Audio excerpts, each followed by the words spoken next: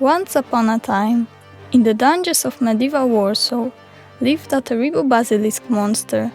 He was huge, with wings like a bat, a tail like a crocodile, paws ending in claws, and eyes that turned anyone he looked at into stone. Basilisk's gaze. He's asleep. Oh, let him sleep as long as possible. Let him sleep through the night, at least once. Let us sleep peacefully. It was already midnight when, suddenly, the basilisk awoke and entered the town. He woke up. He is going. He came out of the dungeon. If only he missed our home. Stone on the stone, on the stone, stone. All what is on the road, I will crush, break. My heavy wings and thick claws. I will break off all the roofs. I will break walls. That will live, let them become dead. Stone on the stone, on the stone, stone. And then Basilisk attacked the town.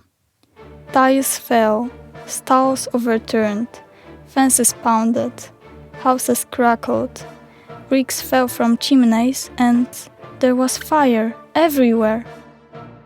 The townspeople conferred on how to get rid of him and despaired at unsuccessful attempts. We gave him ransom, food for chickens, geese, rams, and it doesn't help. Let's not give him that food. After that, the basilisk is probably even more powerful and causes more destruction. Maybe we should try charms or holy water. But we tried that too, all for nothing. What about the daredevils who went to dungeons? The basilisk destroyed the weapons and turned people into boulders. Until the end of the world, they will not come out of the earth.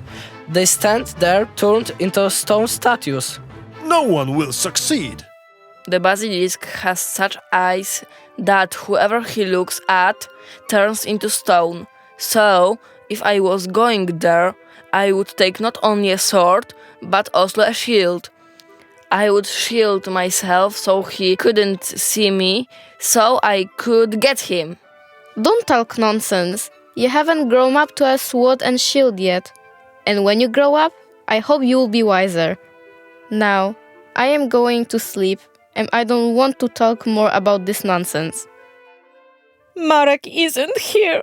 I can't see Marek anywhere. Magda ran outside the house and saw a bent sword and a broken shield. So, Marek is no longer among the living?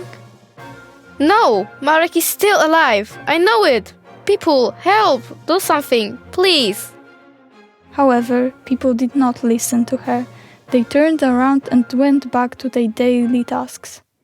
Shoes, soft as cotton and durable as steel. That's why we should make a deal. Pots, cups, handmade and worth buying for cooking and frying. Mirrors, you can buy whichever you want. You will regret it if you don't. Then Magda got an idea. If Basilisk turned everyone into stone with his sign, when he see himself in the mirror, will he turn to a stone as well?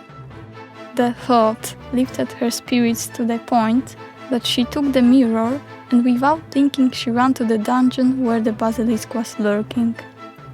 She had not gone far when she heard the basilisk. Where is your shield? Where is your sword? I see a strange thing. The monster is looking at me. I'll teach him a lesson. Ah, who is this?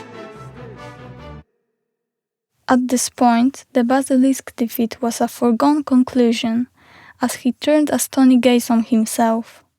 You have defeated yourself! At that moment, the mirror suddenly flew out of her hands and broke into pieces. Suddenly, everyone turned to stone, came back to life, and started screaming.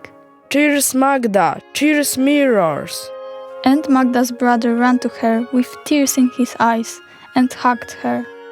When they returned to the surface, whole city was happy, and everyone thanked two people, Magda for defeating Basilisk, and Mark for bringing Magda to kill the dragon. And that's how this adventure ended. What happened next with Magda and Marek? We will never know.